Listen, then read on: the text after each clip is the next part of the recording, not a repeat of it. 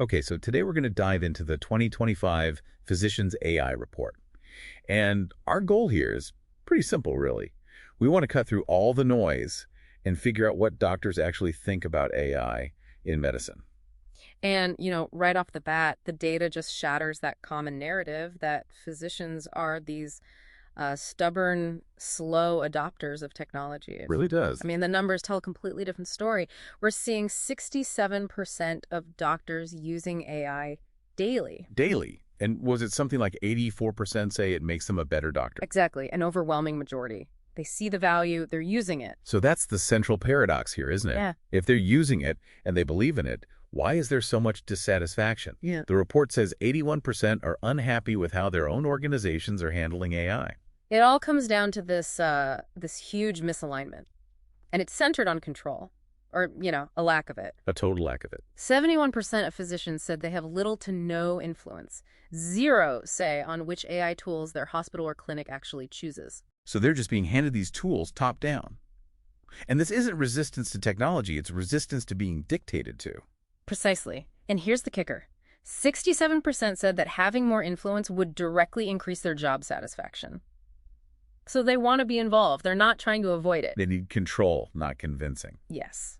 And because the official channels are just so painfully slow and, frankly, the communication is terrible, they're just bypassing the system entirely. To going rogue, creating a kind of, a shadow IT system? That's a great way to put it. They're using their own money to buy consumer-grade tools. We saw huge adoption of things like open evidence, almost 45%, or just variants of ChatGPT. Which has to create massive risks, right, for data security, for malpractice. Absolutely. It's a huge tension. But for them, the immediate need to save hours on charting just outweighs that organizational risk aversion. They can't wait 18 months for an approval process.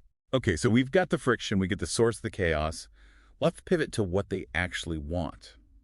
When they do have a say, what are their priorities? This part really surprised me. It flips the whole script. You'd think it would be the flashy diagnostic tools, but nope. The number one priority by a huge margin was documentation and scribing, 65%. Wow. They just want their time back. That's it. That's the ball game. That was followed by just overall administrative burdens, clinical decision support, the sexy stuff everyone talks about. That was a distant third. So their hope is clerical liberation. But what about their fears? That part was pretty telling. Yeah, the biggest fear, overwhelmingly, is that AI will be weaponized, not by other doctors, but by insurance payers and administrators. To do what?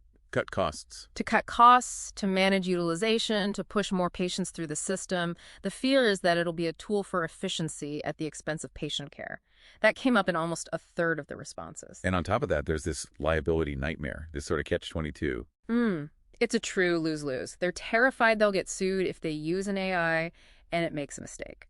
But they're also worried they'll get sued for not using an AI that might have caught something. Exactly. It's just total ambiguity, and they're stuck right in the middle of it. But, despite all these really valid fears, the outlook was surprisingly optimistic, I thought. It was. A huge majority, 78%, believe patients will actually be healthier in 10 years because of AI, and very few, only about 13%, think AI will replace their job in that time frame. And this next stat is the one that every healthcare leader needs to hear. 42% of doctors said they are more likely to stay in medicine if AI is adopted correctly.